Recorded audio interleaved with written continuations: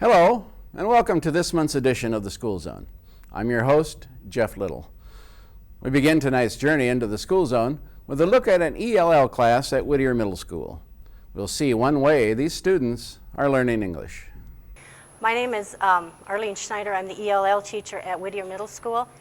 And most of my classes this year, my students are from many countries in Africa. They speak a variety of languages: Somalian, Sudanese, Nuer, Maya. And my job is to help them learn English, the reading, the writing, and the speaking. And so in order to give them a better opportunity to learn how to read, I have asked some of the 8th grade students from a variety of classes to come one period a day or one period a week and read with my 6th grade students. And the books we read are probably at about a 2nd grade level, and they're stories that we may have learned as little children, like Cinderella and Little Red Riding Hood, and things that are on movies, Mulan and Cinderella. And they enjoy listening to the stories. It helps them to learn the English, to read. And it also gives an opportunity to talk to other students in English, because the conversation part is really important, that they are able to connect not just with another student, but be able to use that English in a conversational way. And they look forward to it. My 8th graders have been great about showing up, and we're here for anywhere from 20 minutes to a half hour. You know, they're able to stay on task. They talk about the pictures, they ask them questions, and it also helps the 8th graders maybe to pick up a couple more words and to learn a little bit about other cultures, so they make a little more connection with the students coming in to the ELL program. I'm from Nuer. I'm from Sudan. I speak Nuer. And you speak Nuer, and what else? I'm 6th grade. And Sandra, what country are you from? Hi, my name is Sandra. I'm from El Salvador, and I speak English and Spanish. And I like to learn English because I want to learn because I want to work and have a good life. Can you tell us a little bit about the book you're reading?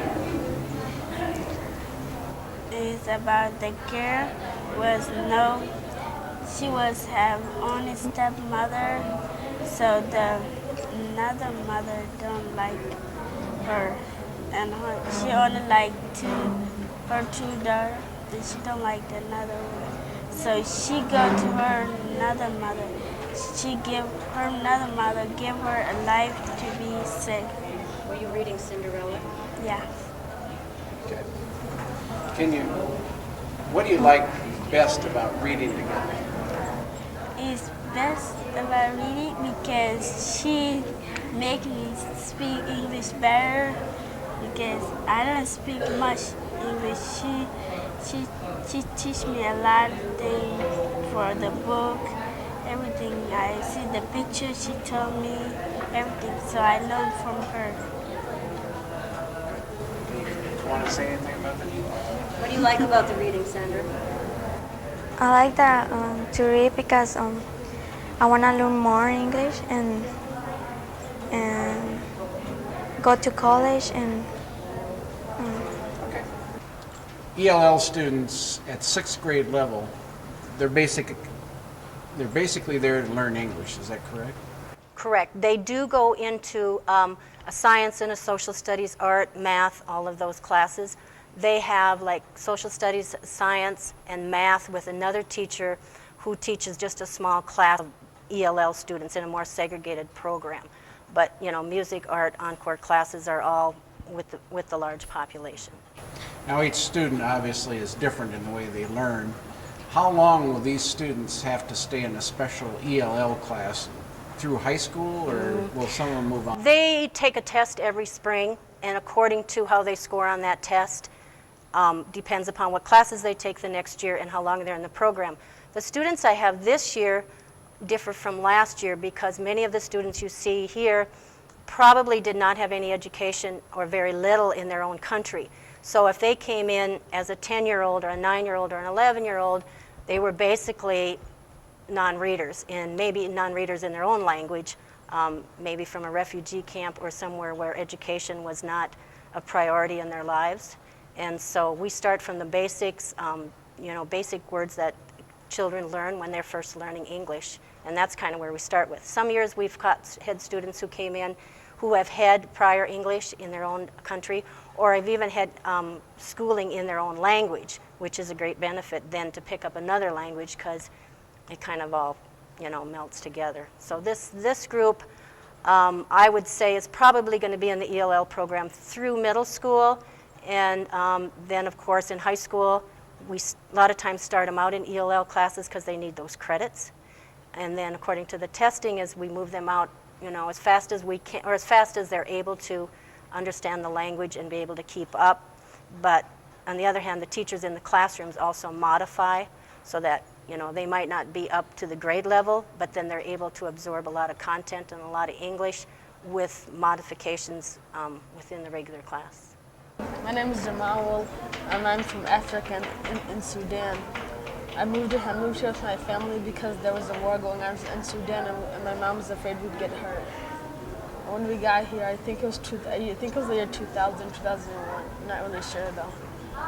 And I think it was a few days ago, actually it was weeks ago, Nazru came here, and I asked him at lunch where it was, and he said that every Friday that he wasn't going to be in ninth period with me.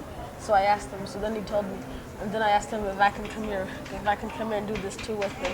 And then he said sure, and then I came here, and it turns out to be a lot of fun after all. I'm glad I came here. Good. Now, who's reading to who? We switch sometimes. Okay. What is your name and where are you from? My name is Getan. I'm from Africa. My country is Zambia. I come here to learn some more English, to go to school. Can you tell me the name of the book that you're reading? Cinderella. That book I'm reading. Okay. You guys do this every week? Yeah, it's every other Friday. Friday. Okay. Every Friday.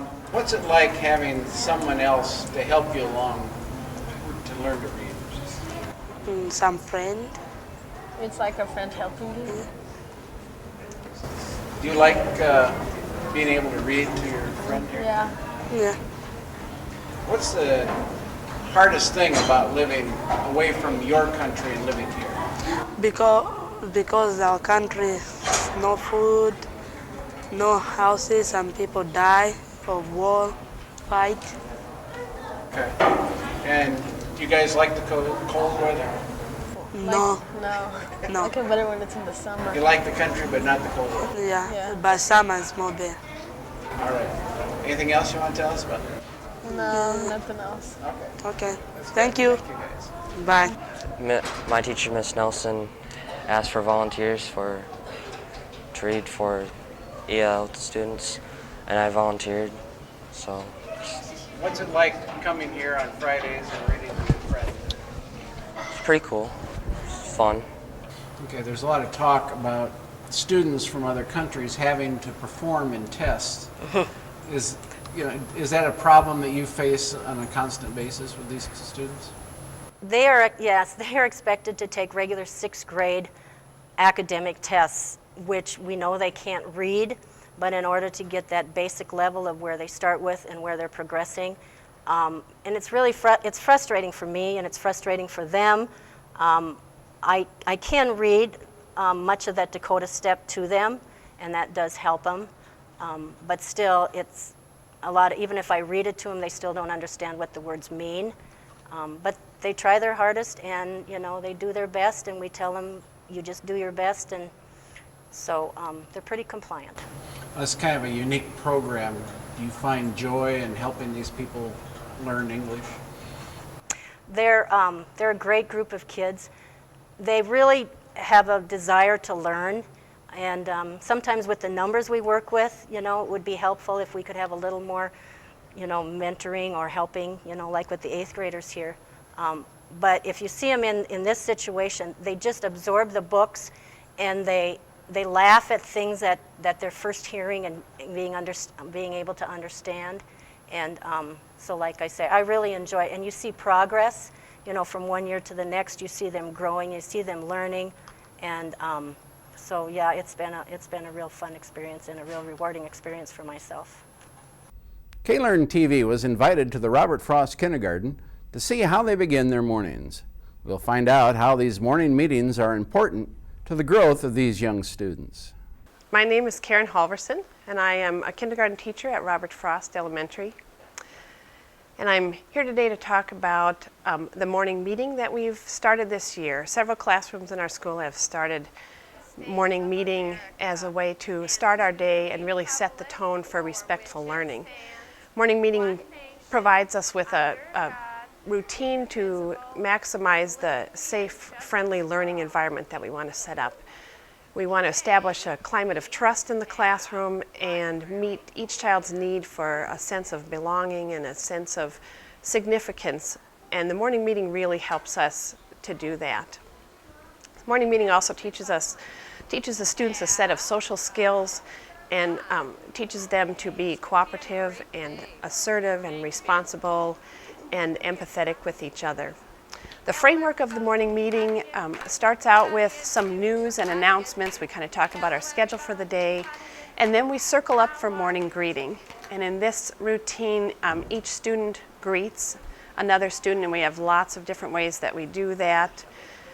We've used stuffed animals, we've used a formal greeting, and we practice using a tone of friendliness and looking eye to eye and just practicing that hospitality with each other. The second part of it is usually some sort of group activity. This morning we'll be just doing a little beanbag passing, and we have a time that we like to try and beat as we do this. It just gives us a chance to share some fun together, share an experience, and build some cooperation.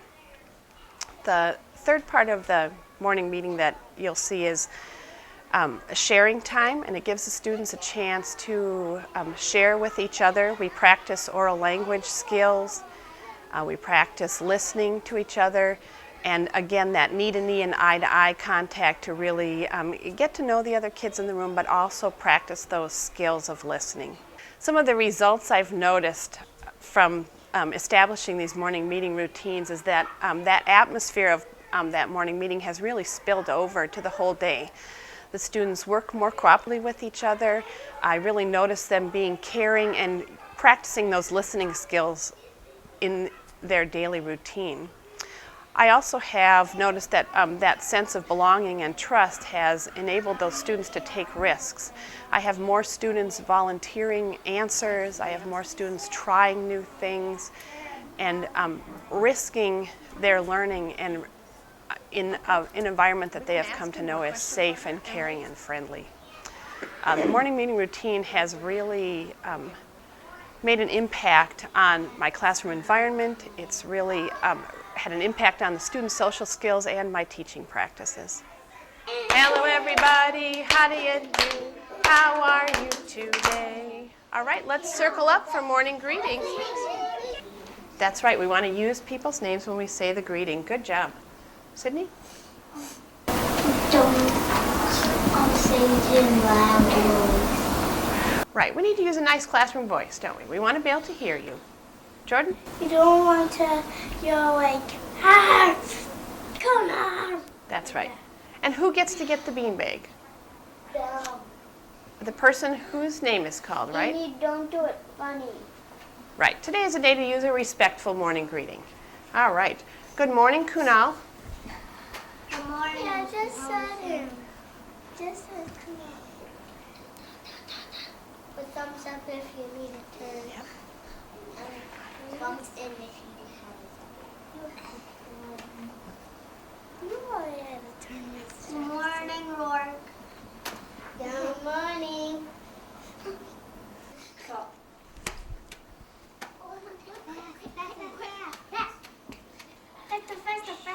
Let's listen.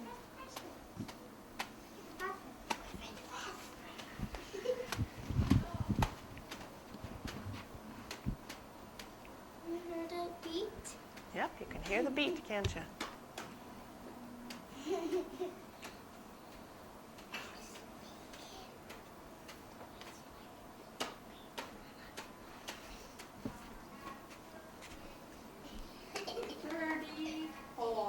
Did we beat our last time? Yes. We beat the last time we did it, didn't we? We are up to 34. All right. Getting closer and closer. That's right. And that's what we can do when we work together. Okay, boys and girls, we're going to have sharing time. Today you can share any news that you would like to, and I will pair you up. What are we going to notice when we're doing sharing? Eye to eye. Eye to eye and knee to knee. And if you tell some news, what could the other person do? Listen. Listen, and you could make a Compliment. and you can make a comment about their news. You could ask them a question. All right, Riley and Ben knee to knee. Austin and Sydney knee to knee. Esmera and Nicolette knee to knee. And I might be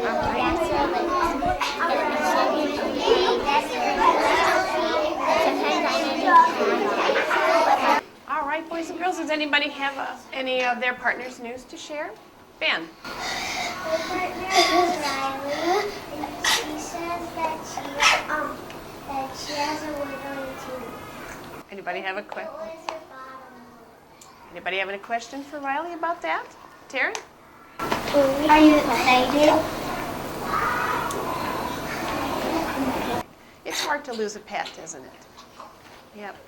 You can get a new one. Sometimes you can get a new one, but you always miss your old pet. 12. 12 years old. That's a long time for a dog to live, isn't it? My dog is All right. My dog's 10 and a half. All right, boys and girls. My Let's dog's stand up. The Roosevelt art classes had a unique idea on how to learn to paint portraits. ELL instructor Teresa Kashali has started an orphanage in her native country of the Congo. Roosevelt High School has supported her efforts in many ways.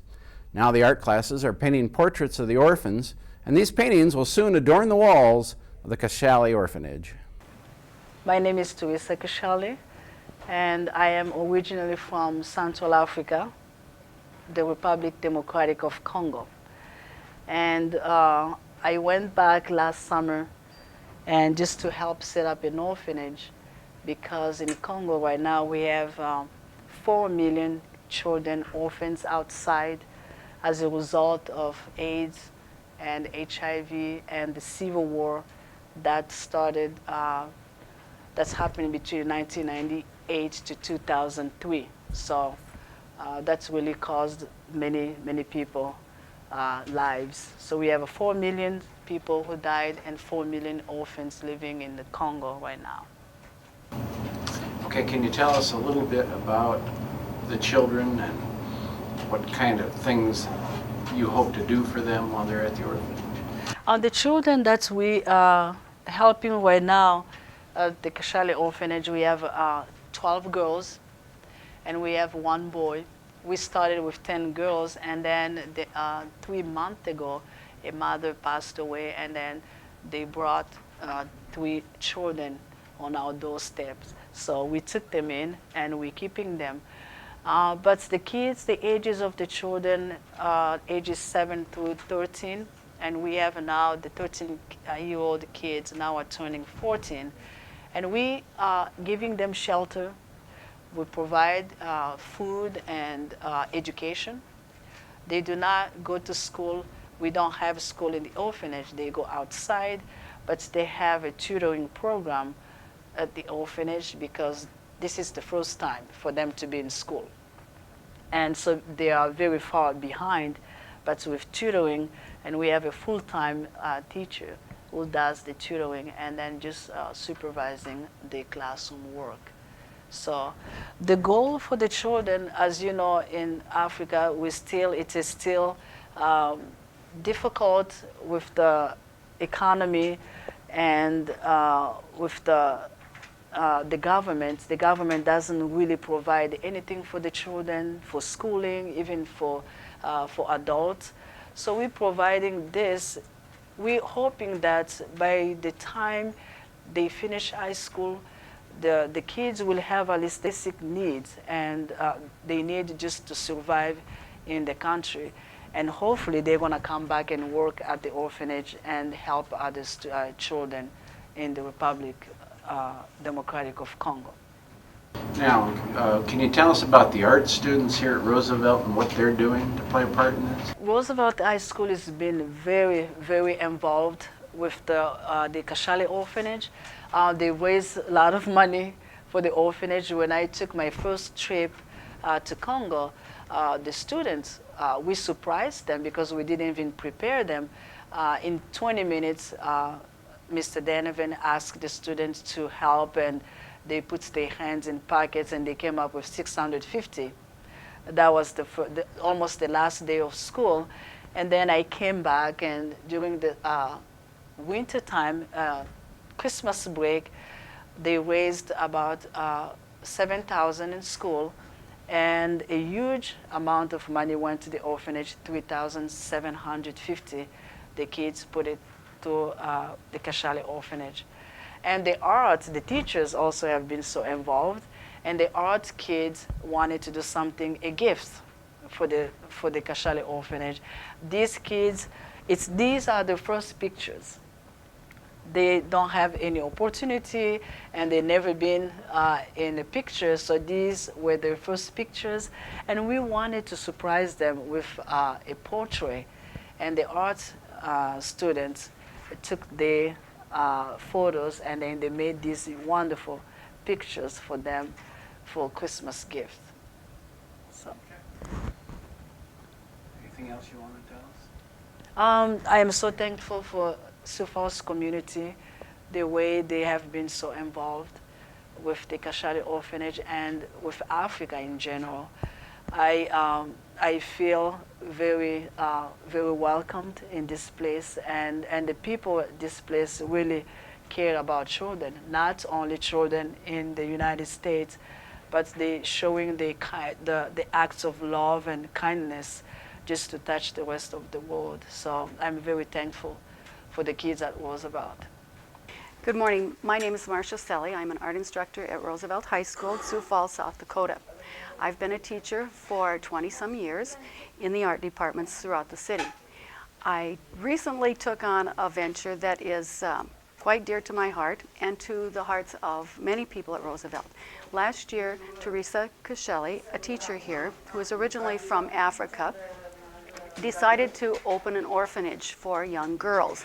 And she did this on her own, but asked for some support from Roosevelt and was overwhelmed by what happened, monetarily, but also in the hearts of many of us. So with my painting class last semester, I decided that we needed to do something that was a little more, shall we say, endearing than just choosing a portrait from a magazine, a famous rock star, athlete, whatever it may be, for our portrait in acrylic paints. And let me tell you, this took off and students were very excited about it. Now we only had or received from Teresa some photographs that were school type photographs, and we took the time to enlarge them first and then reformat them on our canvas board. After doing that, the students were able to block in with pencil the actual face that they saw and get their measurements accurate before actually starting with the acrylic paints. Acrylic paint is not easy, and of course we all know that it's quite permanent, except that we can paint over it. So they spent many, many hours working on these portraits, and we're so excited to see the results, as was I, their teacher. And so in learning how to blend colors and actually experience something other than a Caucasian skin, and try to find the right combinations of colors was really an adventure and a great learning experience for these students. They went from one level to about 3 or 4 levels higher just experiencing mixing those colors. I tried to teach them complementary color schemes first so that they could start with a red and green color scheme, an orange and blue, or a yellow and violet, and then try to proceed from there with their whites and lighten it up, adding colors as needed to adjust the skin tones. And it was marvelous. I was so pleased that I decided that, you know, we needed to frame these. So we are in the process right now of framing 9 portraits for these students, and I have had the help of Athena's Gallery, and I've purchased some of them from our art club funds here at Roosevelt High School. And this summer, we're going to send those with Teresa to Africa and be presented to those students. I hope they're as excited about them as we were, and I think that they will be. I'm Dane Johnson, and I'm a senior at Roosevelt. This painting was, I've never done a portrait before of anybody, but it was, I didn't know I even really had a talent to painting until I worked on this, but what I learned is you got to put like a base color down, like brown, as I start out with, and it always helps if you have like a nice picture like this, but I could see a little like reddish yellow tint in there, so I put that down, and I also realized that, you know, by the chin there, there's a shadow there, and by getting that shadow, you have to use the complement colors, and by that I mixed my to get brown, I used yellow, red, and blue, and I put and to get brown you have to put like an equal amount of those colors. So I put more blue in there to get a super dark shade, and I put that underneath his chin, and that makes it look as if there's a shadow there. And I just kind of worked up from there. Right now I'm working on his upper lip. In the picture here, you can tell it's a little bit more. I don't know. It's hard to tell, but I think there's a little bit more of a bluish shade on the bottom parts there that I'm trying to work in. And trying to highlight this area more because it looks kind of dark. It's hard to, from a distance, it's hard to see the upper lip. So that's what I'm working on now. Hi, my name's Annette Negron, and I'm a junior in Roosevelt High School. And this is my second portrait that I'm doing. What I find the hardest, the most difficult to me, is the skin tones. When mixing the skin tones, it's pretty difficult. But I really enjoy it because it's a challenge to me, and I think in order to achieve more things in life, you have to take risks and you have to take challenges. And in this portrait, right now I'm working on the eyes. And you can see how her eyes are not completely white inside. And most students would probably just want to put a splash of white on there. And really you have to look more into the detail. You have to look at the shades of the orange and the red and the peaches that they have in there. And mixing is really the #1 key to having a really good portrait. Can you tell me about how long this will take you to finish? The process, depending on how much I work on it in one day, it'll take a couple weeks, maybe 2-3 weeks. It could actually take a lot more. That is all for this month's journey into the School Zone. Join us the 4th week of the month for a new edition of the School Zone. Good night.